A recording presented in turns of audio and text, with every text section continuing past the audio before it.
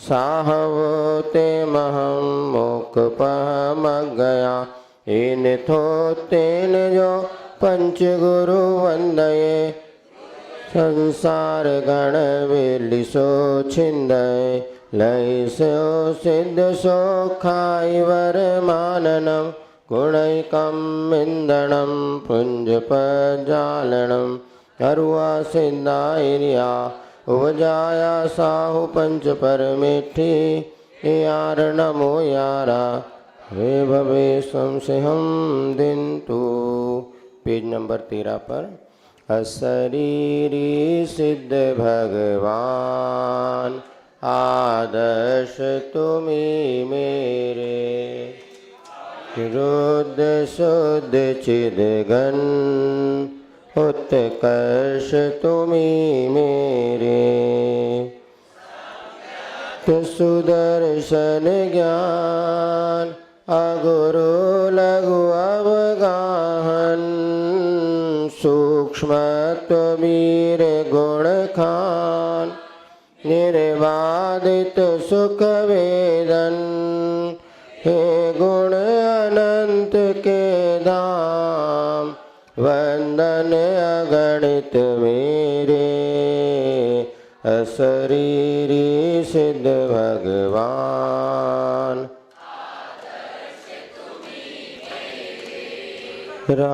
रागादिरहित निर्मल ज्ञानमादिरहित अविकल गोत्ररहित निष्कुल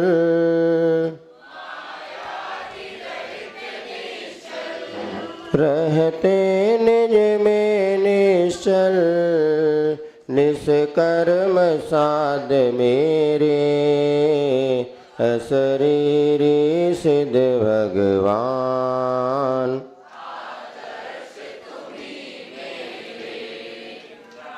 पादिरहित उपयोग ज्ञायक प्रतिभासियो स्वाश्रित शाश्वत सुख भो शुद्धात्म विलासियो स्वयं सिद्ध भगवान तुम साध बनो मेरे अशरीरी सिद्ध भगवान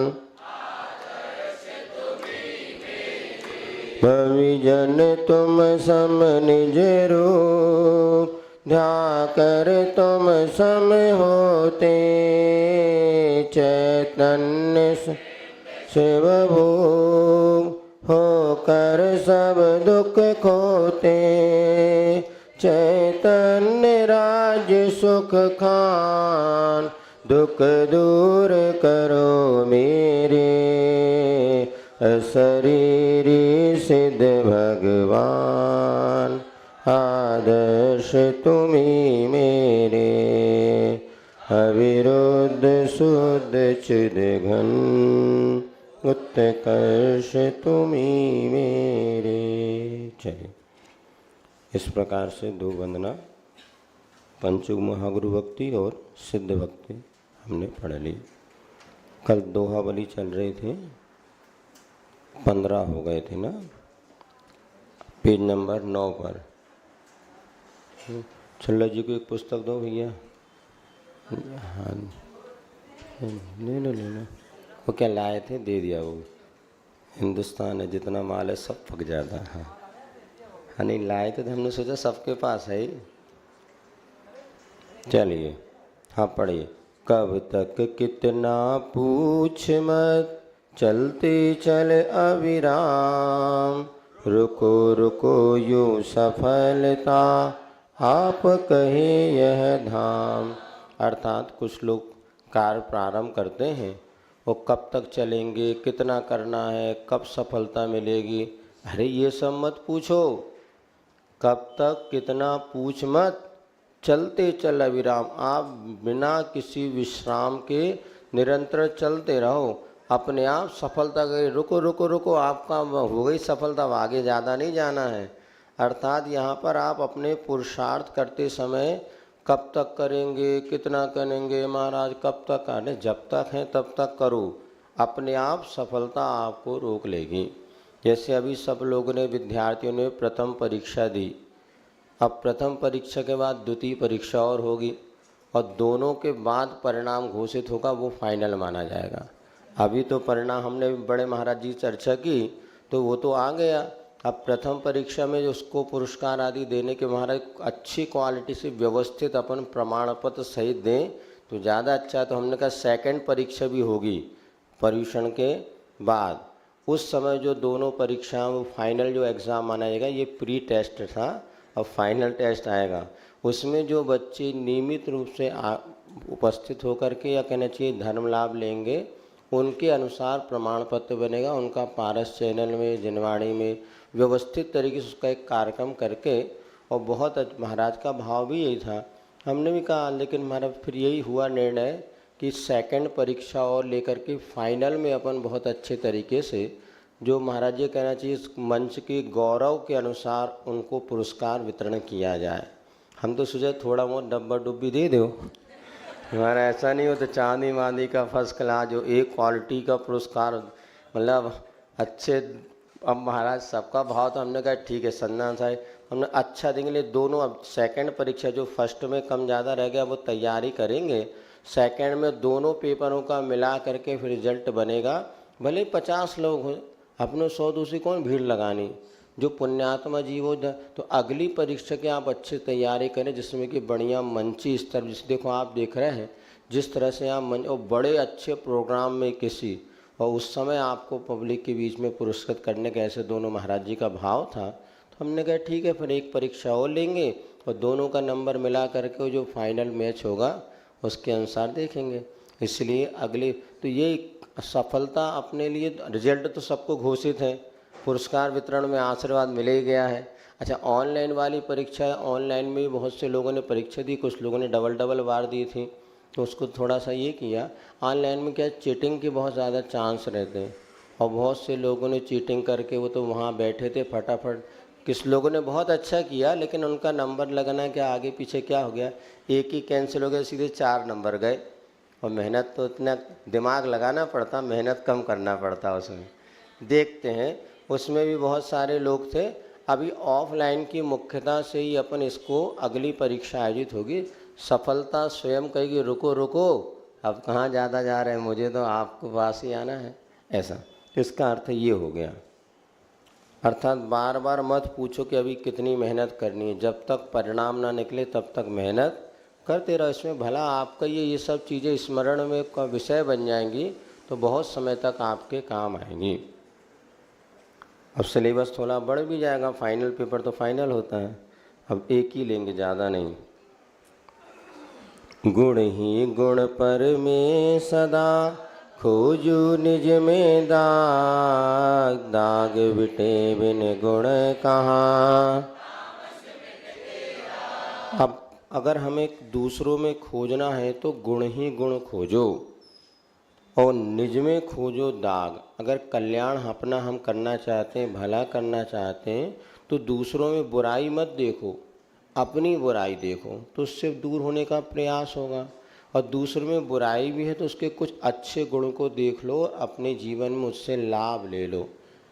एक व्यक्ति की मेरी नज़र में कद्र बहुत है, क्या कहा, एक व्यक्ति की मेरी नज़र में कद्र बहुत है, भला तो वो भी नहीं है पर बुरा कम है। भला तो वो भी नहीं है पर बुरा कम है। दुनिया में 100% कौन भला है, हम भी कोई भले हैं क्या, कहीं ना कहीं हम में बुराई है। तो इसमें कम बुराई हो उसका सम्मान करना सीख लो। जैसे कोई देते थे रामदेव बाबा है, उसने ऐसा किया, उसमें मिला बैठा ये, अरे हम कहते उसमें बुराई तो सब में, कम बुरा व्यक्ति। आज उसने जो भारत में स्वदेशी वस्तु की जो मार्केटिंग खड़ी कर दी, इसके पहले लोग स्वदेशी कुछ मिले जानते नहीं थे, सब कुछ फाइनल विदेशी चल रहा था। आज उन कंपनियों के सामने कम से कम वो डट के तो खड़ा है। अब कोई भी कंपनी हो, हमने देखा सब कंपनियां, कोई भी कंपनी का उत्पादन या विक्रय जितना होता है पूरा का पूरा वो तैयार थोड़ी ना करते, ब्रांड उनका रहता है, तैयार अन्न कम। जैसे हम लोग अभी गए थे, आज तक एक आटा फैक्ट्री थी, उस आटा फैक्ट्री वाले ने दिखाया, हमें सैकड़ों पैकेट ऐसे थे जो कि नामी ब्रांडेड कंपनी के थे, और आटा तो बोले हम ही लोग देते थे, कंपनी अपनी सील लगा करके। और ऐसे वो भी जब मान लीजिए आपको 100 लीटर दूध चाहिए और बंदे के पास अगर 50 लीटर की व्यवस्था है तो 50 लीटर वो क्या करेगा, कहीं से मैनेज करके आपको देगा, लेकिन गारंटी तो उसकी है ना। अब जो भी कुछ हो 19-20 हम तो यही समझते हैं कि एक वह व्यक्ति बुरा कम है, बस इतना मान के चलो। 100% सच्चा कोई नहीं मिलेगा, और पंचम काल में तो और मुश्किल है। तो कम बुरा कोई, तो उसकी अच्छाई देख लो और बुराई को इग्नोर करते चलो। अपने दिल में एक ऐसा कब्रिस्तान बना के रखो जिसमें अपने मित्रों की बुराइयों को दफन कर सको। कुछ ना कुछ बुराइयां सब में हैं, जैसे गृहस्थ आश्रम में भी पति पत्नी हैं, परिवार, तो कुछ ना कुछ कमियां हैं। अब उसको कमी आप उजागर करके रहोगे तो सारी ज़िंदगी टेंशन में रहोगे। अब उसको इग्नोर करो, जो अच्छाइयाँ हैं उसको ग्रहण करो और भैया अपना काम करो, क्योंकि हम भी कोई इतने अच्छे तो हैं नहीं। तो यहाँ पर ये कहा, गुण ही गुण पर में खोजो और निज में सदा दाग। निज की बुराई देखो हम कैसे कर सकते हैं। एक और दोहा शायद इसी में आएगा, आज उसने लिखा, नहीं सर्वथा व्यर्थ है गिरना ही परमार्थ, देख गिरे को हम जगह सही करें पुरुषार्थ। यदि कोई गिरा है, कोई गलती कर रहा है, तो उसको देख करके आप उसको अपने लिए एक शिक्षा बना सकते हैं, मुझे ये गलत कार्य नहीं करना। देखो उसने गलती किया और गिर गया, अब मैं कभी ऐसी गलती नहीं करूँ इससे मुझे गिरना पड़े। तो गिरना भी, उसका गिरना हमारे लिए एक सावधानी के लिए बहुत बड़ा निमित्त बन गया। हम जले उसके बाद ही हाथ दूर करें, देखो सामने वाला दूध से जल गया, अब मुझे दूध नहीं पीना, इतना गर्म है, हो जाता ना कई बार। तो सामने वाले की गलती से हम शिक्षा ले लें तो हमारा उद्धार नहीं, हम भी जब गलती करें तभी शिक्षा लें, कोई ऐसा ज़रूरी नहीं है। तो गिरना कभी हमेशा बुरा नहीं होता, बस गिरे को देख करके हम समीचीन पुरुषार्थ करें। इसी प्रकार दाग मिटे बिन गुण कहा, तामस मिटते राग। जब अपना दाग बुराइयां हमारी मिट जाएगी तभी सद्गुण हमारे भीतर प्रकट होगा, वो अंधकार और जो राग है वो मिट जाएगा, ऐसा यहाँ पर कहा। पंक नहीं पंकजे बनो, मुक्ता बनो नसीब, दीप बनो जलता रहूं। पंक यानी होता है कीचड़ और पंकज माने होता है कमल। हे भगवान मैं कीचड़ नहीं बनूं, बनूं तो कमल के समान बनूं। यद्यपि कमल कहाँ उत्पन्न होता है, कीचड़ में उत्पन्न होता है। और मुक्ता बनूं न सीप, मुक्ता बनूं, सीप जरूरत नहीं है किंतु सीप में ही मोती निकलता है। और दीप बनूं जलता रहूं प्रभु पद पद्म समीप। हे भगवान भावना है कि आपके चरण कमलों के समक्ष मैं एक छोटा सा जीव बन करके हमेशा प्रज्वलित होते रहूं, अर्थात हमेशा आपके चरणों के प्रति मेरी भक्ति बनी रहे। ऐसा यहाँ पर कीचड़ नहीं किंतु कमल बनूं, सीप नहीं किंतु मोती बनूं, और आपके चरण कमलों में हमेशा दीपक के समान प्रकाशित होता रहूं। यही प्रार्थना वीर से शांति रहे चहुओर, हिल मिल कर सब एक हो बड़े धर्म की ओर। और यही वीर प्रभु से प्रार्थना है कि हे भगवान चारों ओर शांति का वातावरण रहे, सब हिल मिलकर एक बने और धर्म की ओर बढ़े, ऐसी यहाँ पर भावना भाई गई है। गोमुटेश के चरण में नत हो बारंबार, विद्यासागर कब बनूं भव सागर कर पार। अब यहाँ पे गोमटेश्वर बाहुबली भगवान, गोमट किसका नाम था, चामुंडाय का है। गोमटेश किसका नाम है, बाहुबली। प्रश्न में पूछा था गोमट का अर्थ बाहुबली होता है, कई लोगों ने हाँ लिख दिया, नहीं गोमट का अर्थ बाहुबली था, गोमटेश का अर्थ बाहुबली था। नज़र हटी दुर्घटना घटी नहीं, ओवर कॉन्फिडेंस में भी चले जाते हैं। अरे हमने गोमट पढ़ दे झट से निशान लगा दो, नहीं। अभव जी मुनि बन सकता है कि नहीं बन सकता, बन सकता है। अभव तो कई लोगों ने उसमें नहीं कट कर दिया, अभव मुनि बन सकता है, कई बार बताया था, खूब समझाया था। इसीलिए समझदारी अच्छी रखो और तो काम होगा। ये हो गया। तो गोमटेश के चरण में नत हो बाना, विद्यासागर कब बनूं। स्वयं आचार्य लिख रहे हैं, विद्यासागर अभी मैं विद्यासागर नाम का हूँ, अर्थात केवल ज्ञान, विद्या माने समस्त ज्ञान का स्वामी, तो केवल ज्ञानी मैं कब बनूं और संसार समुद्र से पार हो जाऊं, ऐसी यहाँ पर भावना भाई गई है। चलिए, ये आपका मंगल भावना हो गई। संस्कृत की कुछ चीज़ पढ़ें क्या? हाँ, वीतराग स्तोत्र पढ़ लेते हैं, सरल है और अच्छा है, बाद में सब रिवीजन करेंगे इसके बाद। पेज नंबर 4 पर देखो, अभी हमने 3 चीज़ पढ़ी थी। पहले तो शांतिनाथ स्तवन, 4-5 चीज़ पढ़ ली। पहले शांतिनाथ स्तवन, यदि हम सुख शांति चाहते हैं शांतिनाथ प्रभु की स्तुति करें। दूसरा, शरीर की स्वस्थता हो, शरीर बलवान बने तो गोमटेश स्तुति। इसके बाद सम्यक ज्ञान की उपलब्धि हेतु सरस्वती नाम स्तोत्र। फिर पापों के क्षय हेतु पंच महागुरु भक्ति, और उसके बाद पुण्य का संचय हो इसलिए तीर्थंकर सुप्रभात स्तोत्र। अब इसके बाद ये 5 पढ़ने के बाद अपन ये देखते हैं कि ये तो हो गए व्यवहारिक जीवन में। अब परमार्थ की दृष्टिकोण से, आध्यात्मिक दृष्टिकोण से, जब तक हमें मैं कौन हूँ, पर कौन हूँ, इसका बोध नहीं होता, तब तक हमारे कर्मों का क्षय नहीं होता। तो विशेष रूप से कर्मों को क्षय करने के लिए मेरा स्वरूप क्या है? 2 चीज़ें, एक तो मैं शरीर नहीं हूँ और दूसरा मैं आत्मा हूँ। मैं भाई बंधु पिता पति शरीर, ये मैं नहीं हूँ। एक ये तरीका, कि जब ये सब नहीं है तो जो बचा वो मैं हूँ, और फिर मैं जो बचा हूँ उसमें मेरा क्या स्वरूप है, इसको बढ़ने के लिए परमानंद स्तोत्र है।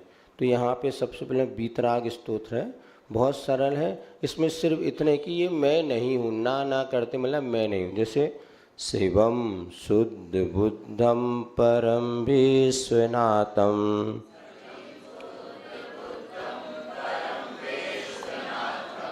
न देवो न बंधुर न कर्मा न कर्ता,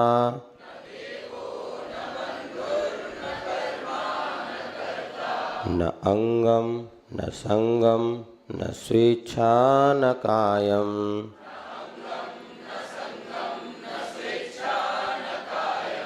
चिदानंद रूपम नमो वीतरागम,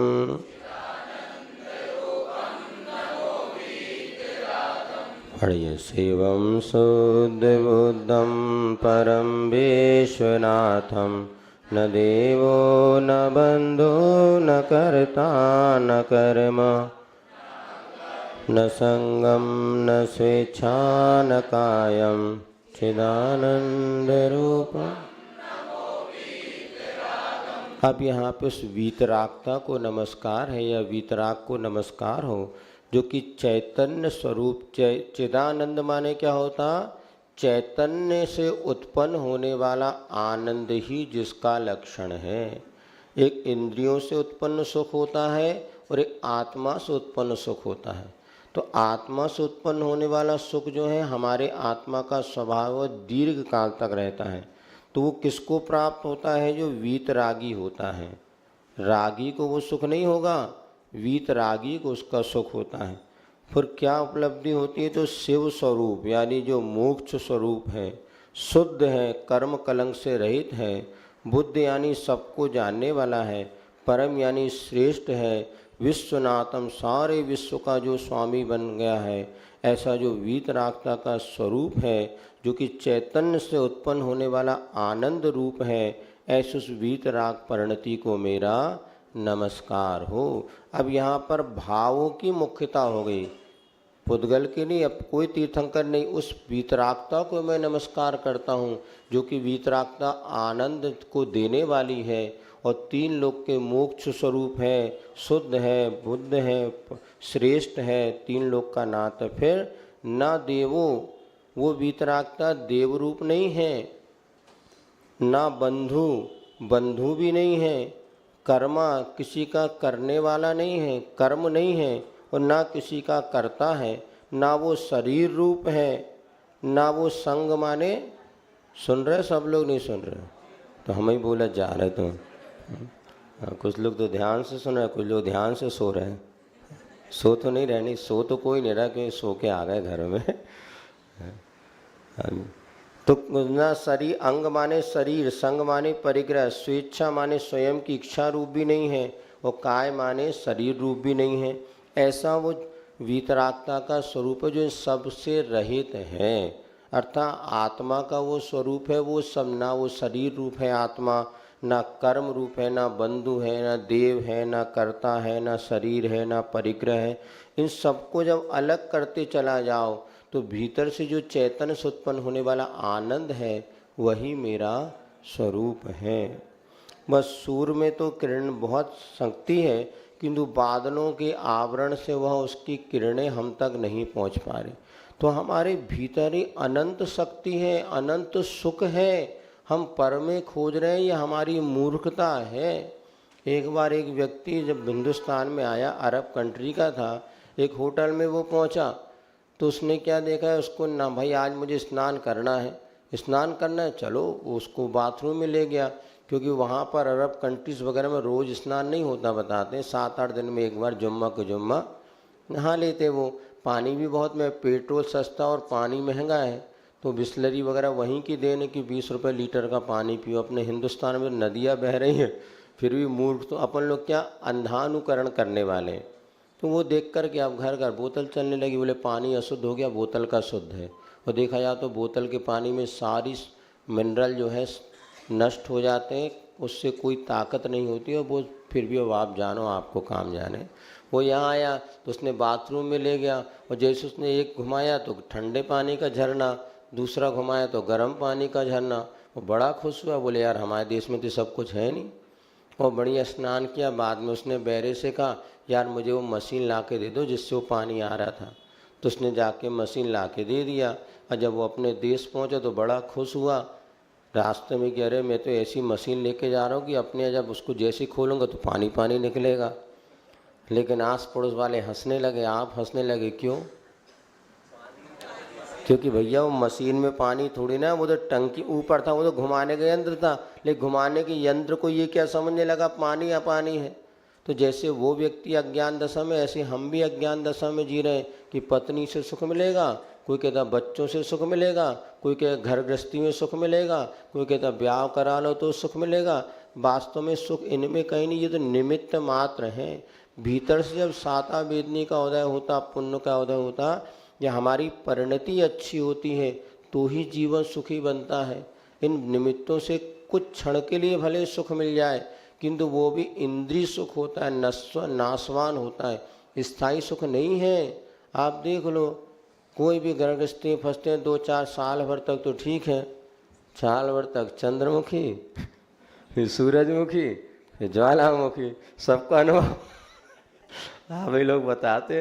संग्रस्त क्या है, देखो 1-8 साल अच्छी पढ़ते, फिर बाद धीरे धीरे अब वो सब, तो कोई भी सुख हो, प्रधानमंत्री बनने का भी सुख कितने समय तक, कुछ दिन, फिर उसके बाद लग गए काम धंधे में, सब हो गया। तो ये वास्तविक सुख जो है, आत्मा से उत्पन्न होने वाला जो आनंद है, उसका स्वामी मैं ही हूँ, और मैं ही आनंद सुख का स्वामी हूँ। मुझे पर की अपेक्षा बिल्कुल नहीं करना। ऐसा जब मानते चले जाएंगे तो पर जो हमारी परिणति, उससे हम बच जाते हैं। तो यहाँ पर यही बात करिए, सब जो है मैं नहीं हूँ, और मैं तो इससे भिन्न हूँ। न बंधो न मोक्षो न रागादि दोषा,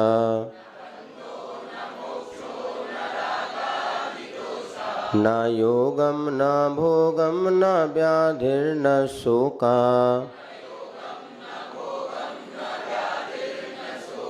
न कोपम न मानम न माया न लोभम,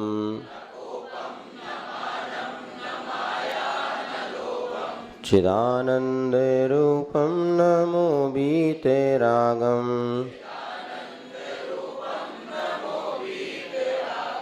न बंधो न मोक्षो न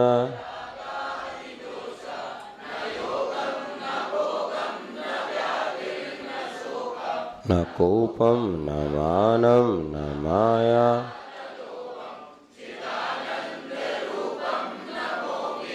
हम देखो, मैं बंधा हूँ नहीं, मैं बंधा निश्चय से देखा जाए तो कोई किसी से बंधा नहीं है। मोक्ष भी नहीं, मैं तो हमेशा मुक्त हूँ। शुद्ध निश्चय ऐसे अपन देखते हैं, ना कोई बंधन है, ना मुक्ति है, न राग द्वेष आदि कोई बुराई मुझ में है, न योग मन वचन का योग नहीं है, पंचेंद्र के भोग नहीं है, व्याधि नहीं है, किसी प्रकार का शोक मेरे आत्मा में नहीं है, न क्रोध मान माया लोभ ये कोई भी परिणति मेरी आत्मा का स्वरूप नहीं है। ये सब कर्मोदय से होने वाली परिणति है। और यदि कर्मोदय से अलग कर दिया जाए, शुद्ध निश्चय से देखो तो मुझ में ये कुछ भी नहीं है। ये सब बेकारी भाई स्फटिक मणि होती है ना, स्फटिक मणि शुद्ध देखा कभी स्फटिक मणि? मंदिर में प्रतिमा है ना, समझ स्फटिक मणि तो पारदर्शी, उसके सामने गुलाब का पौधा रख दो तो पिंक कलर की हो जाएगी, उसके सामने आप काला रंग लग दो तो काली हो जाएगी।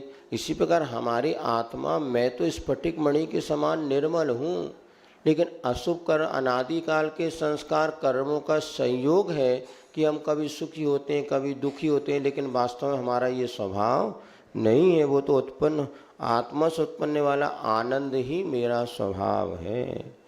न हस्तौ न पादौ न घ्राणम न जिह्वा न चक्षुर्न कर्णम न वक्त्रम न निद्रा न स्वामी न भृत्यः न देवो न मर्त्या।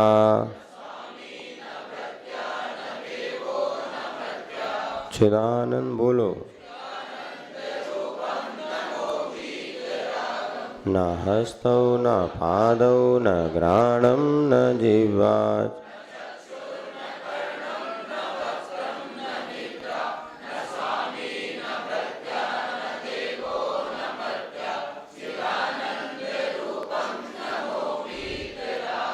योग के अनेक प्रकारों में एक निद्रा, क्या कहते हैं, योग निद्रा, सुना कभी ना? योग निद्रा में जब व्यक्ति पूरी तरह थकान हो जाए तो शरीर को रिलैक्स देने के लिए इसी प्रकार से वहाँ पर चिंतन किया जाता है। मैं पैर नहीं हूँ, मैं उंगली नहीं हूँ, मैं घुटना नहीं हूँ, जंघा नहीं हूँ, पूरा शिथिल करना, पूरे बॉडी को इतना शिथिल कर दिया जाता है कुछ क्षण में वो सारे विकल्पों से मुक्त हो जाता है। उसके लिए योग निद्रा में आपने 20 मिनट की निद्रा ले ली और वैसे आप 2 घंटे की निद्रा ले लो तो 20 मिनट की निद्रा आपको ज़्यादा रिलैक्स कर देंगे, क्योंकि सारे के सारे शरीर को बिल्कुल छोड़ते चलो, ये मैं नहीं हूँ, ये मैं, एक एक पार्ट को आप अपने से अलग कर दो चिंतन के माध्यम से। और करना कुछ नहीं, ऐसे उंगली कैंची मैची नहीं ले लेना, गड़बड़ कर दे। अब मैं उंगली नहीं हूँ, मैं पंजा नहीं हूँ, फिर जंघा तक, फिर पूरा पूरा करते करते पूरे शरीर बॉडी में जो जो अंग अपने उपांग हैं जिसको अपन अपना माने, ये मैं नहीं हूँ। मैं आँख भी मैं नहीं हूँ, नाक भी मैं नहीं हूँ, कान मैं नहीं हूँ, सिर मैं नहीं हूँ, हाथ नहीं हूँ, पैर नहीं। तो वही बात यहाँ पर करते, ये सब मेरी आत्मा का स्वरूप नहीं है, ऐसा विचार करना। हस्तौ हाथ नहीं, पैर नहीं, घ्राण माने हो गया नाक नहीं, जिह्वा नहीं, चक्षु आँख रूप में नहीं, कर्ण नहीं, मुख नहीं, वक्त्र माने होता है मुख, वक्त्रम क्वति सुर नरोरग चेहरा। निद्रा, निद्रा भी मेरा स्वरूप नहीं है, स्वामी नहीं हूँ, मैं किसी का नौकर नहीं हूँ, मैं देव नहीं हूँ, ना मैं मनुष्य हूँ, मैं तो इस सबसे भिन्न आत्म स्वरूप हूँ। न जन्म न मृत्यु न मोहम न चिंता न क्षुद्रो न भीतो न कार्शम न तंद्रा न स्वेदम न खेदम न वर्णम न मुद्रा। बोलो चिदानंद रूपम नमो वीतरागम न जन्म न मृत्युर्न मोहम न चिंता न स्वेदम न खेदम न वर्णम न मुद्रा। अब मेरा जन्म नहीं, मेरा मरण नहीं, किसी प्रकार का मोह मेरे में नहीं है, कोई चिंता नहीं है। क्षुद्र, मैं छोटा नहीं हूँ, क्षुद्र माने कहते हैं छोटा। और भीत, किसी प्रकार का भय मेरे में नहीं है। कार्शम माने होता है खांसी वगैरह रोग। तंद्रा, तंद्रा माने ऊँगाई ऊँगना, तंद्रा भी नहीं है, स्वेद पसीना नहीं है, खेद किसी प्रकार का खेद आकुलता नहीं, वर्ण कोई मेरा रंग नहीं, ना कोई मुद्रा माने कोई चिन्ह है। ऐसे निज वीतराग स्वरूप ही मेरी आत्मा का स्वरूप है, जो मुझे प्राप्त करना है, वही आनंद का कारण है। आ गया मैं समझ में? इतनी रहन दे, आगे कल पढ़ लेंगे। चलो 4 बढ़िया है, सरल है, छोटी छोटी चीज़ें हैं, भाई खूब आत्मा आनंद आता है इसमें। मैं ये सब नहीं हूँ, मन हल्का हो जाता है। जिसको लेके टेंशन है मेरा चेहरा इतना अच्छा है, कहाँ को अहंकार कर रहा है? मैं चेहरा रूप हूँ ही नहीं। अरे मेरा चेहरा इतना बेकार है, क्या बेकार? कुछ नहीं है, तो सब मैं हूँ नहीं, ये सब कुछ समय की परिणति है और ये सब परिवर्तन है। ऐसा विचार करने से बहुत आत्म शांति मिलती है। हाँ, तंद्रा माने ऊँग रहे ना, अभी तंद्रा में एक सोना और ऊँगने में अंतर है नहीं। अभी सो रहा है कि नहीं? हाँ, कुछ लोग ऊँग तो रहे हैं, भले सो नहीं रहे हैं। सो ये तंद्रा कहते हैं इसको, मतलब बस आलस जैसा, आलस जमाई तंद्रा। अब बस यही तो बात है, लेखक का नाम नहीं पता, बस नीचे कुछ लिखा है। बहुत से लोगों ने, हमने एक दिन बताया था, इतनी अच्छी अच्छी रचनाएं लिखी हैं। हम वो आत्मा का स्वरूप तो परमानंद में बताएंगे, इसके बाद अपनों को पढ़ना है परमानंद स्तोत्र। तो उसमें जो है आप कहो तो इसी को पूरा कर दो, परमानंद स्तोत्र हो जाएगा। लिखा हरिवंश हृदय माने होता है नेमिनाथ भगवान, जो हरिवंश के हृदय थे उनकी वंदना मैं करता हूँ, ऐसा लिखा है। चलो भेद प्रभेद पढ़ेंगे। साज है कार्श माने खांसी वगैरह रोग होता है ना, कार्शम ऐसा है। क्षय रोग होता है क्या? वो हम आज आपको PDF पहुंचा देंगे, उसमें सब अर्थ दिया, ज़्यादा अर्थ है। अब हो गया, टाइम बहुत हो गया। चलिए कल अपन पढ़ रहे थे, 2 पूरी चीज़ें कंप्लीट हो चुकी थी, 2, और ये सब आपको पूरे भेद प्रभेद तो याद, 35 के 2 भेद क्या क्या होते हैं तो सब याद करना ही है। इसके बाद आपको परिभाषा आदि तो जितनी बने तो ठीक है, लेकिन 2 भेद कौन से, ऐसे भेद लिखने में भी 20 नंबर के भेद आ जाएंगे आगामी परीक्षा में, कि 2 क्या है, 3 क्या है, 4 क्या है, तो पूरे रटना ही है। तो भेद प्रभेद पूरे याद होना चाहिए, बाकी परिभाषा उसकी समझ जितनी हो जाए तो बहुत अच्छा। तो ये 2 कल अपन ने पढ़ लिया था। अब आज 3 क्या है ये अपन पढ़ते हैं। बाकी हिंसा के विषय में और बातें आपको बतानी थी कि द्रव्य हिंसा, भाव हिंसा होती है, तो बताया था आपको। अब इसके बाद कई बार ऐसा होता है कि एक व्यक्ति हिंसा करता है, बहुत से लोग फल भोगते हैं, और कई ऐसा था बहुत से लोग हिंसा करते हैं, फल एक को भोगना पड़ता है। ये ऐसे कैसे होता है? जैसे मान लीजिए कोई क्रिकेट खेल रहा है और वो खेलने वाले तो खेल रहे, अपन यहाँ पर बैठे बैठे राग द्वेष कर रहे, अच्छा जीत गया हार गया, तो एक को खर रहा है, लेकिन पाप का बंध सबको होता है। अभी बताते हैं, जैसे कहानी पढ़ते थे कि एक मुनि महाराज निकले, उनको किसी ने पत्थर फेंका या उन पर निंदा की, बुरा बोल, और 10 लोग जो बैठे वो सब उसका समर्थन कर रहे हैं, बहुत अच्छा।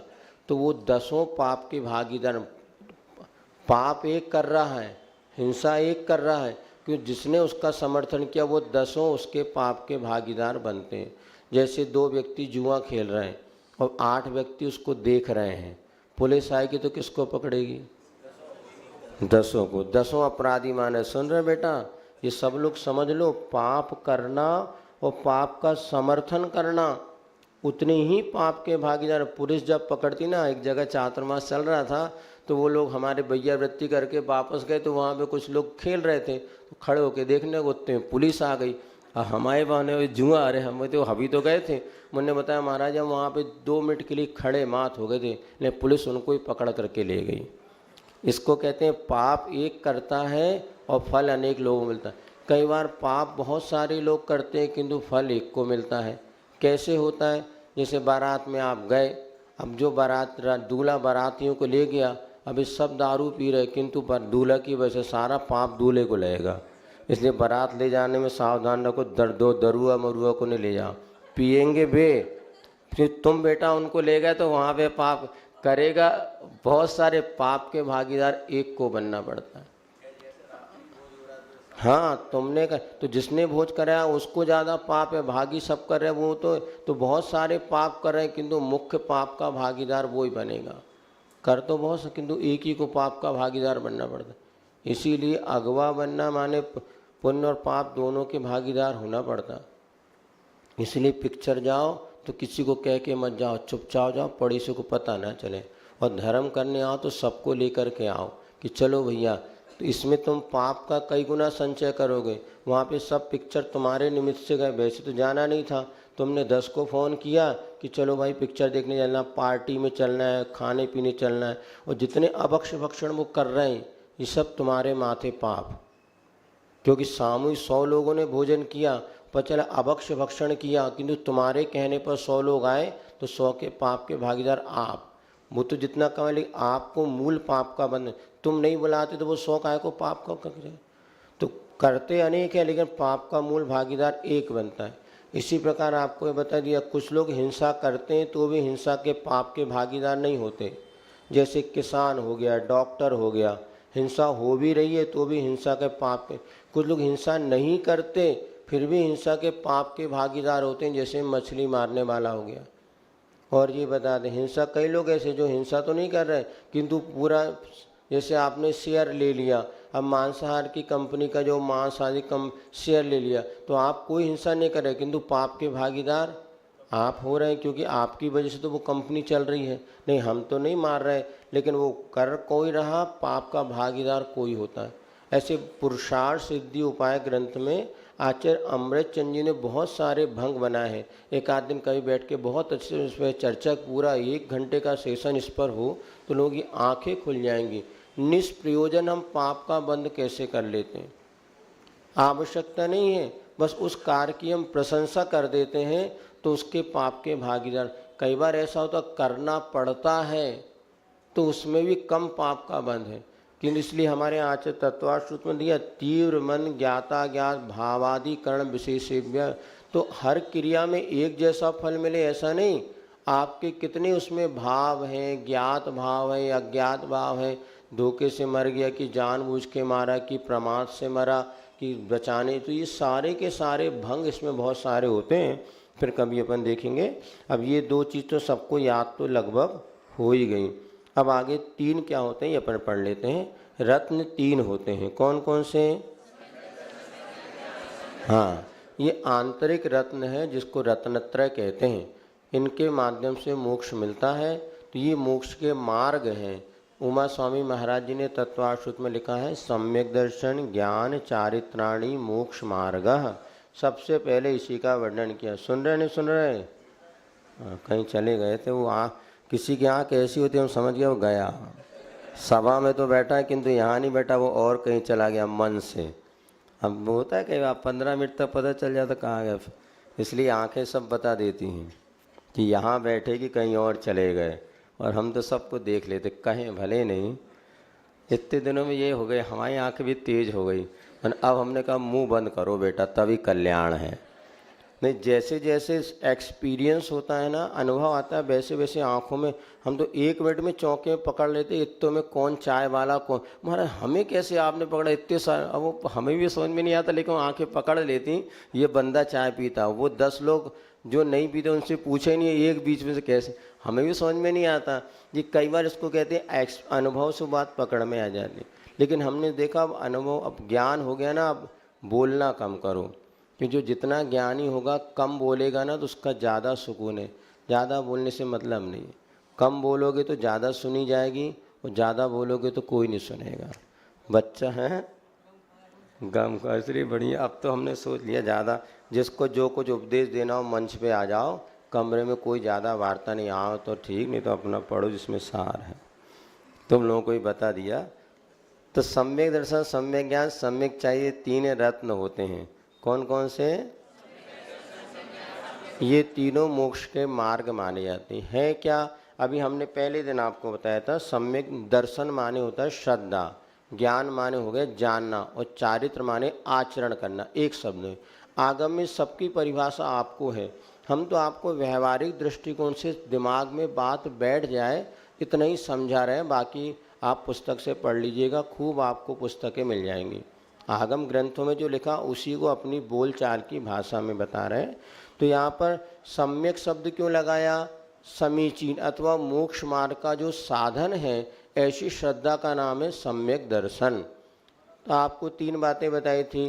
शरीर, एक तो क्या बताया था? वीतरागी देवसास गुरु को मानने से सच्चा सुख मिलता है, ऐसा मानना सम्यक दर्शन। शरीर और आत्मा अलग अलग है, ऐसा मानना सम्यक दर्शन। अथवा जीव आदि 7 तत्व जो बताएं वो जैसा उनका स्वरूप है वैसा ही मानना, ये सम्यक दर्शन। तो जीवन में इतना बैठा लो, सम्यक दर्शन बार बार अपन सुनते हैं प्रवचन में। सम्यक दर्शन क्या हुआ है? कोई हुआ नहीं है। शरीर और आत्मा को अलग अलग मानो तो हम सम्यक दृष्टि हैं। द्वितरागी देवसा गुरु पर श्रद्धा है तो हम सम्यक दृष्टि हैं। जीवादि 7 तत्वों का स्वरूप ज्यों के तो अगर हमारी श्रद्धा है, विश्वास है तो सम्यक दृष्टि है। अब सम्यक से एक व्यवहार से होता है निश्चित, तो हमें व्यवहार से तो हम अपने आप को सम्यक दृष्टि अगर इन क्रियाओं में तो मान सकते हैं। फिर सम्यक दर्शन के 25 दोष भी होते हैं, इन दोषों से रहित सम्यक दर्शन होता है। तो ये बहुत विवक्षाएँ आपको पूरा सम्यक दर्शन को लेकर के रत्नकरंडक श्रावकाचार में स्वामी समंत्रभद्र महाराज ने 40-41 श्लोक दिए, उसको पढ़ो, सब समझ में आएगा। लेकिन सम्यक दर्शन मूल है, इसके बिना पेड़ कभी फलता नहीं है। तो जैसे जड़ के बिना पैर नहीं फलता, इसी प्रकार सम्यक दर्शन के बिना हमारी सारी क्रियाएं निरर्थक हैं। तो सम्यक दृष्टि पहले बनना बहुत जरूरी है। आस्था हमारी होना चाहिए। सुन नहीं रहे? किस पे आस्था चाहिए? वीतरागी देवसा गुरु पर श्रद्धा, अथवा 7 तत्वों पर श्रद्धान, अथवा जो है अपने आत्मा और शरीर की भिन्नता का श्रद्धान। श्रद्धान में क्या होता है? मात्र विश्वास होता है, अभी चलना नहीं। क्रिया कितने वो अलग बात है। अभी एक बार विश्वास तो जमाओ कि मैं बुखार हूँ, मुझे बुखार आया है, अब उस डॉक्टर के पास जाऊँगा तो मेरा बुखार ठीक होगा, इसका नाम है सम्यक दर्शन। श्रद्धा का नाम है, अभी गए नहीं डॉक्टर के पास, लेकिन विश्वास है कि यही वैद्य हमारे लिए रोग को दूर करेगा, ये गुरु महाराज हमारे दुखों को दूर करेंगे। इस श्रद्धा का नाम है सम्यक दर्शन, जो नरक में भी होती है। सुन नहीं रहे? सुन रहे? हाँ तो बोलो तो नहीं। हाँ सुन रहे ना? तो सम्यक दर्शन कहाँ होता है? चारों गति में। नार की भी सम्यक दृष्टि होता है, मनुष्य भी, त्रियंश भी, देव भी, सब सम्यक दृष्टि हो सकते हैं। श्रद्धा तो सबके भीतर हो सकती है। और ज्ञान किसे कहते हैं? श्रद्धा होने के बाद उसका जानकारी होना कि अब गुरु पे श्रद्धा है, लेकिन गुरु कौन? जो निरारंभी परिग्रह दिगंबर। भगवान कौन? तो ये 18 दोषों से रहित, जिस पे श्रद्धा कर रहा है उसकी विशेष जानकारी होना, इसका नाम होता है सम्यक ज्ञान। तो जिस पे हमारी श्रद्धा, उसकी कोई जानकारी भी चाहिए, तो जब हम विशेष पढ़ते तो ज्ञान हमारा वृद्धिगत होता है, तो सम्यक ज्ञान।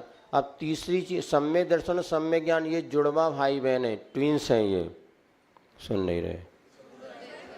ये दोनों कैसे हैं? ट्विंस, दोनों एक साथ पैदा होते हैं। तो ये दोनों भाई सम्यक श्रद्धा और ज्ञान, ये दोनों भाई बहन हैं, ये जुड़वा पैदा होते हैं। ये हमेशा एक साथ, ये श्रद्धा है तो ज्ञान है सम्यक, और ये श्रद्धा नहीं तो ज्ञान भी मिथ्या। तो ज्ञान, समीचीन श्रद्धा और समीचीन ज्ञान, ये चारों गति के जीवों में हो सकते हैं ऐसा। अब चारित्र जो है, चारित्र किसे कहते हैं? पाप के त्याग का नाम है चारित्र। जो मोक्ष मार्ग में बाधक हैं, ऐसे हिंसा, झूठ, चोरी, कुशील, परिग्रह, ये 5 पाप के त्याग का नाम होता है सम्यक चारित्र। तो सम्यक क्यों कहा? यदि वास्तव में आगम या श्रद्धा पूर्वक हमारा त्याग है तो सम्यक चारित्र है, अन्यथा मिथ्या दृष्टि भी त्याग करता है। एक जब बीमार हो जाता, कोरोना काल में कई लोगों ने सब कुछ छोड़ दिया, दुनिया भी छोड़ दी, किंतु वो चारित्र नहीं। जब चारित्र क्या है? श्रद्धा पूर्वक कि हमारे लिए मोक्ष मार्ग में साधक है, इसलिए हमें 5 पाप छोड़ना है। इस सम्यक श्रद्धा के साथ जो हमारा आचरण होता है उसे कहते हैं सम्यक चारित्र। जैसे मुनि महाराज ने 5 पाप का पूरा त्याग किया, महाव्रत हो गए, अणुव्रत है वो भी हो गया। लेकिन वही मान लीजिए मिथ्या दृष्टि कोई व्रतों को धारण करेगा, उसका चारित्र मिथ्या चारित्र कहलाएगा, क्योंकि आपके पास सम्यक दर्शन ही नहीं है। तो कितना अच्छा, कई लोग पूछते हैं महाराज वो हमारे यहाँ वो एक दूसरा व्यक्ति, वो मानता तो पितरागी देव को नहीं है, किंतु बहुत सात्विक आचरण है, रात में नहीं खाता, ये नहीं करता, ये नहीं, हम अपनी बेटी उसको दे दें क्या? या वो कई लोग कहते हैं आजकल भैया जैनों से तो अच्छे अजैन हैं, और ये धारणा कॉन्सेप्ट इतना ज़्यादा बढ़ता जा रहा है, महिलाओं में ज़्यादा ये कॉन्सेप्ट बढ़ रहा है। वो कहते कि भैया वो अजैन में क्या बुराई है, वो तो बहुत अच्छा। स्कूल कॉलेज पर लड़के भी कहते महाराज वो क्या, तो बहुत अच्छा। बात ये ठीक है, ज्ञान चारित्र अच्छा है, किंतु श्रद्धा तो देखो आप, श्रद्धा अगर उसकी समीचीन नहीं है तो चारित्र भी उसका मिथ्या चारित्र ही है। इसलिए पहले यदि श्रद्धालु है उसके बाद चारित्र नहीं भी है तो भी वो चारित्र उसका जब कभी होगा तो समीचीन चारित्र हो जाएगा। इसलिए सम्यक दर्शन मूल है। यदि हमने जैन कुल में जन्म लिया है, मोक्ष महल की प्रथम सीढ़ी इसको माना है, श्रद्धा नहीं। अब जैसे विदेशों में कई लोग बहुत अच्छा आचरण कर रहे हैं, बीगन है, ये नहीं, लेकिन उनकी श्रद्धा देखी जाए तो उनको देव शास्त्र से कोई मतलब नहीं। गंगा गए तो गंगादास और जमुना गए तो जमुनादास। भैया हम तो सब आज लौकिक दृष्टिकोण से इसको बहुत अच्छा माना जा रहा है, लेकिन परमार्थ की दृष्टिकोण से जब तक आपकी भीतरागी देव सर्व पर श्रद्धा नहीं होगी तब तक कितना भी आप त्याग कर लो, वो त्याग कभी भी आत्म कल्याण का साधन बनने वाला नहीं है। हाँ, 7वें नरक तक सम्यक दर्शन हो सकता है, और वहाँ पर भी पूरे 33 कुछ अंतर्मुख छोड़ दो 33 सागर तक सम्यक दृष्टि रह सकते हैं। नरकों में भी लड़ते भिड़ते खूब है फिर भी सम्यक दृष्टि है। उनका श्रद्धान किस रूप में होता है वो तो वो ही जानते होंगे, लेकिन आगम में लिखा है 33 कुछ कम छोड़ दो पूरे 33 सागर आयु तक वो सम्यक दृष्टि बने रहते हैं नरकों में भी। लेकिन चारित्र जो है वो मात्र मनुष्य गति में धारण करने का, या तो त्रिंज गति में एक देश चारित्र होता है अथवा मनुष्य गति में संपूर्ण चारित्र हो सकते से महाव्रत कहते हैं। चलो ठीक है। अब आत्मा 3 होती हैं, कौन कौन सी? ये तो हमने पहले आपको बता दिया था। बहिरात्मा किसे कहते हैं? जो शरीर को ही आत्मा माने, ऐसे मिथ्या दृष्टि जो हो बहिरात्मा कहलाता है। शरीर और आत्मा को अलग अलग माने सो अंतरात्मा। जो सम्यक दृष्टि होते हैं, श्रावक भी हो सकता, मुनि भी, उनको अंतरात्मा कहते हैं। जो आत्मा की शुद्ध अवस्था को प्राप्त कर ले ऐसे अरिहंत और सिद्ध भगवान परमात्मा कहलाते हैं।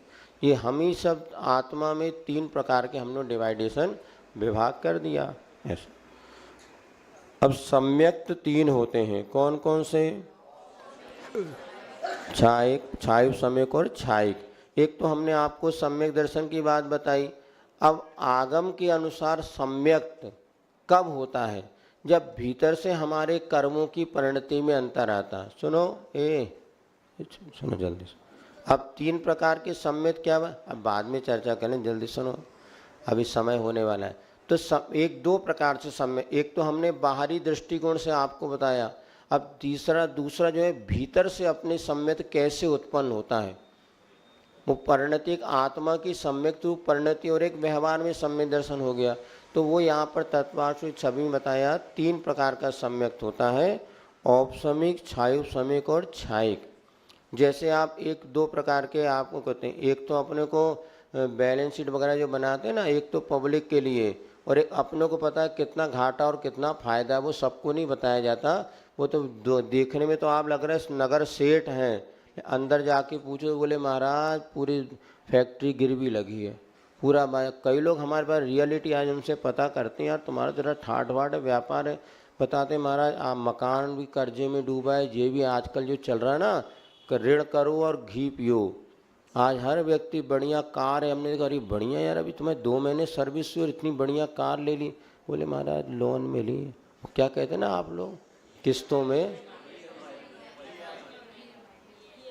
नहीं वो कार नहीं, वो जो किस्तों में लेते हैं ना सब चीज़, EMI बोलते हैं। हाँ, जो अब बता रहे कि वही 5 लाख की कार उसको पड़ गई 7 लाख की, और वो पूरे उसको महीने में 25-25 हज़ार पटाएं, तो पटाए नहीं भाई, उसकी नौकरी से कटता चला जाएगा। और अभी एक सज्जन हमारा अरे बढ़िया मकान खरीद लिया। बोले महाराज असली बात बताए, ये मकान भी अभी बैंक में रखा है, हमारा नहीं, रह जरूर रहे, लेकिन इसकी हर महीने यदि किस्त हम नहीं पटा पाएंगे तो मकान की रजिस्ट्री उन्हीं के पास है, इसमें कोई सुख नहीं। इसलिए नीतिकार कहते कभी ऋण लेकर के सुखी मत हो, कम खाओ। और दिखावे की दुनिया है ना, तो हमने 2 जगह देखा कि बिल्कुल बढ़िया कार थी, पता किया तो वो सब कार भी नो उसकी। और जिस दिन तुमने बेटा 2-3 महीने नहीं पढ़ाया तो घर से कार उठा के लेंगे, हो गई सेम बेइज्जती। तो उतनी पैर पसारो जितनी चादर हो। ऐसे कहते ना, अब तुमने पैर ज़्यादा पसार लिए दुनिया। और यहाँ महानगरों में सबसे ज़्यादा दिखावे के दांत हैं। रियलिटी बहुत अलग है, सब दिखावे की ज़िंदगी जी रहे हैं। ज़्यादातर लोग अपने पास कुछ नहीं, किंतु बच्चे को पढ़ाएंगे भैया हाई स्कूल में, यहाँ बड़ा हाई फाई में, क्योंकि दुनिया क्या कहेगी, ये सबसे बड़े। तो सम्यक भी 2 प्रकार के, दुनिया क्या कहेगी वाला जो ऊपर बता दिया। अब भीतर से आपका कितना उपशम माने होता है। तो कर्म की मोहनी, कर्म की प्रकृतियाँ होती, उसमें 7 प्रकृति ध्यान रखो। अनंतानुबंधी, क्रोध, मान, माया, लोभ। कौन सी 4 प्रकृति? अनंतानुबंधी, क्रोध, मान, माया, लोभ। और मिथ्यात्व, सम्यक मिथ्यात्व और सम्यक मिथ्यात्व, सम्यक मिथ्यात्व और सम्यक, ये 7 कर्मों की प्रकृति हो गई। पहली 4 कौन कौन सी? अनंतानुबंधी, क्रोध, मान, माया, लोभ। और 3 कौन सी? मिथ्या, सम्यक मिथ्या, सम्यक। ये 7 प्रकृति होती हैं। जब 7 प्रकृतियों को दबा देते हैं, ये 7 प्रकृति अपना अपना फल देती हैं। कोई फल नहीं देगा, चुपचाप बैठ जाओ। तो 7 प्रकृतियों को दबा दिया, उस समय जो आत्मा की निर्मल परिणति, उसे कहते हैं औपसमिक सम्यक। आया समझ में? 7 कर्मों की प्रकृतियों को दबाने पर जो आत्मा की निर्मलता हुई, जो श्रद्धा रूप परिणति पैदा हुई, उसको कहते हैं औपसमिक सम्यक। अब 7 को हमने नष्ट कर दिया। दबाना और नष्ट करने में अंतर होता ना, बिल्कुल नष्ट कर दिया, वो जिंदा ही नहीं बची, ओम नमः हो गया सबका, सब चली गई। उसमें जो परिणति उसको कहते हैं छायिक सम्यक। 7 प्रकृतियों के नष्ट होने पर जो आत्मा का श्रद्धा रूप परिणति हुई, उसे क्या कहेंगे? छायिक सम्यक। 7 प्रकृतियों के दबाने पर जो आत्मा की श्रद्धा रूप परिणति, उसे क्या कहेंगे? औपसमिक सम्यक। अब इसमें क्या किया? 6 को तो दबा दिया और सम्यक प्रकृति को उदय में ले आए। 6 को दबा दिया और सम्यक प्रकृति उदय आने पर जो आत्मा की श्रद्धा रूप परिणति होती है, उसे कहते हैं छायोपसमिक सम्यक। आया समझ में? तो सम्यक प्रकृति को उदय में लाना, अनंतानुबंधी 4, मिथ्यात्व और सम्यक मिथ्यात्व, इनको तो दबा दिया और सम्यक प्रकृति को उदय में आया, इसको कहते हैं छायोपसमिक सम्यक। आया समझ में? छायोपसमिक में क्या करते हैं? औपसमिक में आया, 7 को दबाया, 6 में 7 को नष्ट कर दिया। अब इसमें छायोपसम में क्या किया? नष्ट भी नहीं किया, उधर 7 को दबाया तो 6 को दबा दिया, किंतु एक प्रकृति दबी नहीं, वो उदय में आ गई। इसको कहते हैं छायोपसमिक सम्यक। एक उदाहरण आपको समझा देते हैं। आगम में उदाहरण एक मिलता है, जैसे एक गिलास में पानी है, मटमैला पानी है, ये छयोपसम सम्यक। जिसमें धूल के कण नीचे बैठ गए वो औपसमिक सम्यक, और जिसमें धूल के कण अलग हो गए, साफ पानी अलग हो गया, ये छायिक सम्यक। अब एक बात और समझ लो उदाहरण से। चुपचाप बैठो, सब बच्चे शांत बैठ गए, तो जो शांत माहौल बना, ये कौन सा सम्यक? औपसमिक। सब भाग जाओ, पूरी क्लास खाली कर दी, छायिक सम्यक। अब हमने कहा सब शांत हो जाओ, तो आगे वाले सब बच्चे शांत हो गए, पीछे वाले 2 बच्चे खुसर फुसर कर रहे हैं। खुसर फुसर जानते हैं? अब पढ़ाने में डिस्टर्ब तो नहीं हो रहा, किंतु पूरी तरह शांति भी नहीं है। तो 90% बच्चे शांत हो गए, दब चुपचाप बैठे, लेकिन 10% बच्चे खुसर फुसर कर रहे हैं, इसको छायोपसमिक सम्यक। तो उसमें कुछ उदय में रहता है। जैसे उदाहरण ये दिया, जैसे हमारी श्रद्धा तो है भगवान पे, किंतु यह शांति न, भगवान की पूजा करो तो ही शांति मिलेगी, आदिनाथ से शांति मिलने वाली नहीं है। ये कौन सा सम्यक? छायोपसमिक। भगवान को तो नहीं छोड़ रहा। आगम लिखा है, बूढ़े के हाथ की लाठी डगमग डगमग कर देंगे, गिरने नहीं देगी। तो भगवान तो नहीं छूटेंगे, लेकिन मन में नए महाराज हमारे अनुकूल है, बहुत अच्छे महाराज है, जय गुरु सदगुरु, और जहाँ डांट ये खाए के महाराज, आहार तक तो लिया नहीं, हमसे खड़े रहे, हम गई श्रद्धा। 1 मिनट में श्रद्धा मजबूत और 1 मिनट में श्रद्धा इसका नाम छाया। लेकिन भगवान को नहीं छोड़ेगा, देव सदगुरु को नहीं छोड़ेगा, लेकिन डगमगाती रहती है ना। कभी कभी अच्छे लगते भगवान, पहले इतनी पूजन पाठ रोज कर रहे, तू भी पैर पे आ रहा हो, तो भी कमर दुख रही, तो भगवान तुम्हारे डॉक्टर है क्या? लेकिन अब वो आज क्षयोपशमी हमारे पास क्षायिक औपशमिक समेत मात अंतर्मूर्त के लिए होता है। क्षायिक समेत हो गया अनंत काल के लिए। क्षयोपशम अंतर्मूर्त में होता है, फिर छूटता है, होता है, फिर छूटता है, होता है, फिर छूटता है। अभी श्रद्धा बहुत अच्छी है और कल ही कहो थोड़ी देर में भिनक जाए गाड़ी। कहा कि सब पता है भैया, महाराज की बातें हैं। श्रद्धा, श्रद्धा परिणति, आत्मा का परिणाम। 4 बार आपको कहना आत्मा की परिणति है। हमारी अभी परिणाम बनने की महाराज बहुत अच्छे, और अभी डांट दे सबके सामने कहा कि महाराज ऐसे कोई साधु हुआ कर देगा। अभी 1 मिनट में श्रद्धा थी, 1 मिनट मिथ्या दृष्टि बन गए। 1 मिनट में सब में आगम पढ़ रहा है, बहुत अच्छा। ऐसे कहते ये आत्मा के परिणामों का नाम है श्रद्धा। समर्पण आप देखें ना, इसके प्रति आपकी श्रद्धा होती, किसी प्रति श्रद्धा नहीं होती, तो ये समय ऐसे। तो सम्यक क्या है? आत्मा का परिणाम है, जिसको श्रद्धा रूप परिणाम हम कहते हैं। I clear? समझ में आई? औपसमिक मात अंतर्मूर्त में नष्ट हो जाएगा। फिर तो भैया ज़्यादा देता, बच्चों को डांट के बैठेंगे, कितनी देर बैठेंगे बच्चे बताओ? और जैसे माट साहब बाहर गए फिर उधम बोल लेंगे।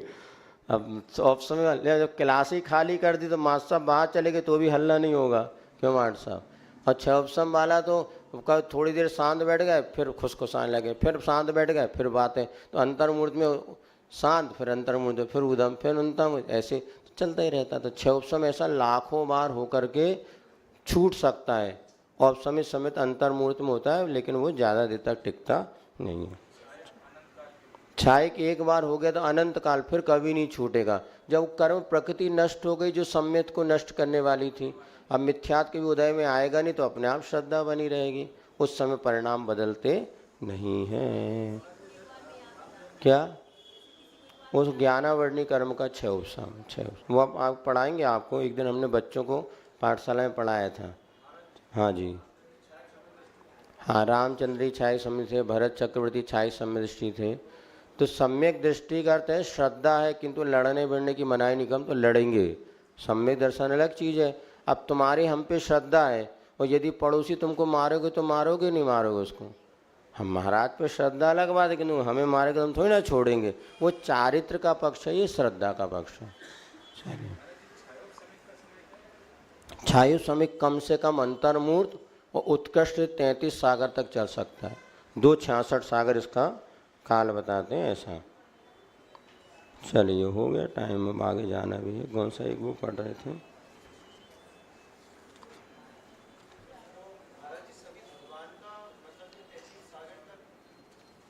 अरे भगवान के छायिक सम्य दर्शन होता है, उनका एक बार उत्पन्न हो गया ना, तो उनका सम्य दर्शन कभी भी नष्ट नहीं होता। चलिए, अपने को अभी वर्तमान में औपसमिक और छायोपशमिक हो सकता है। छायिक सम्य दर्शन केवली और श्रुत केवली के पाद मूल में ही होता है ऐसा। चलो खड़े हो जाओ, टाइम हो गया। बस एक आध चीज़ पढ़ने को, सो वहाँ भी जाना है। यहाँ कहाँ गया?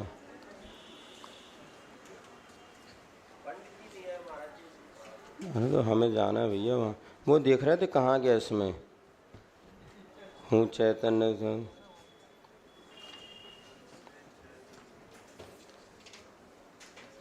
चलो, जो ढूंढ रहे वो मिल ही नहीं रहा। हो पायन है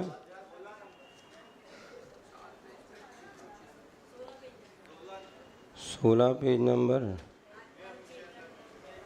जो 16 नंबर में। हूँ चैतन्य चिदानंद धाम, जानन देखन मेरा काम, निज से निज की हो पहचान, लीन रहूं निज में अविराम, हो जाऊं निर्मल निष्काम, अनंत शाश्वत सिद्ध समान, हूँ चैतन्य चिदानंद धाम,